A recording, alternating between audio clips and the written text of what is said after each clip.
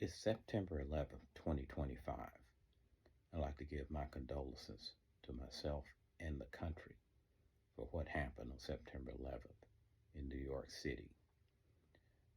And we should always remember that day. But something else is dominating the headlines today. And behind me is my book, One Eighth of a Man, Hate for the Skin I'm In. And you can check that out on Amazon.com. This is the day after the assassination of right-wing MAGA influencer Charlie Kirk during a college appearance in Utah. And my serious question in the title is, was Charlie Kirk the MLK Jr. for his followers? And the reason I ask that is, when Martin Luther King Jr. was assassinated, I was in the third grade. It was my first year at an integrated elementary school. The prior 2 years, I attended a Jim Crow elementary school. So the day after MLK Jr. was assassinated, a white classmate of mine, a young boy, at the end of class when the bell rang, he jumped up and yelled, "My daddy said they shot that N-word."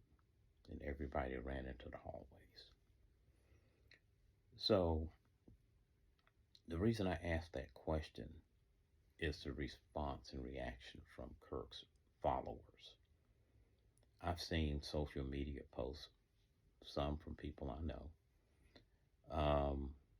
One that said, "I don't want to hear anything negative about Charlie Kirk's assassination.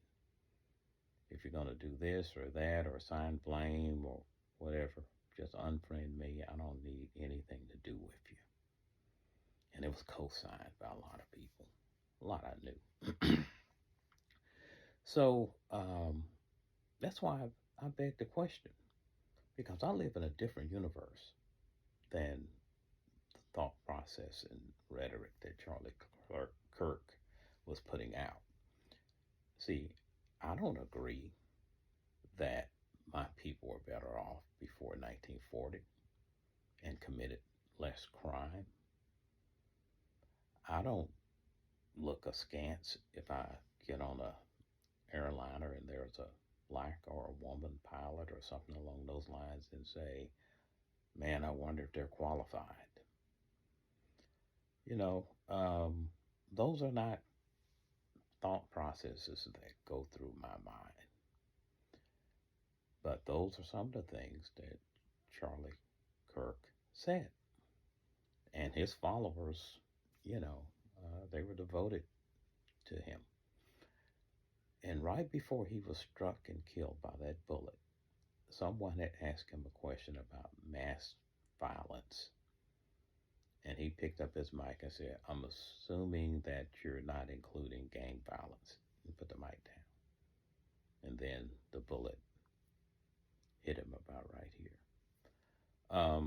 So his last words were an allusion to, and I'm not a mind reader, but normally when they say gang violence, they're talking about violence in inner city neighborhoods in black communities. So those were his last words.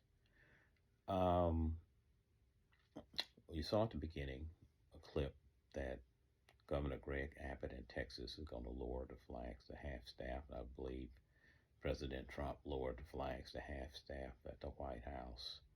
And looks like this is going to repeat in many areas. At the same time yesterday, we did have a school shooting, I believe, in Colorado. I mean, it's kind of been drowned out. But that's a serious question, because it's like I'm in one universe, these folks are in another universe.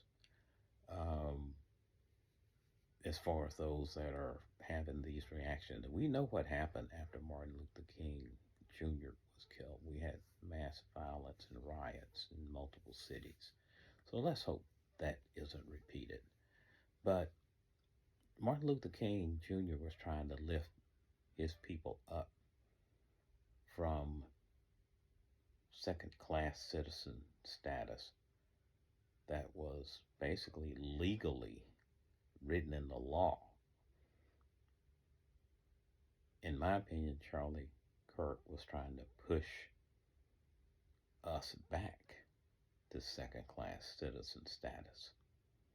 So I have condolences for his family, for his wife, for his children, but I don't subscribe to what he said. And I'm going to leave you with this Truth Social post by President Trump, where he basically says how great Kirk was and what he meant to everybody. I don't know who he means when he says everybody. Because while the violence is abhorrent and it never should have happened, I don't think I'm included in his everybody. So just read the post from the President of the United States.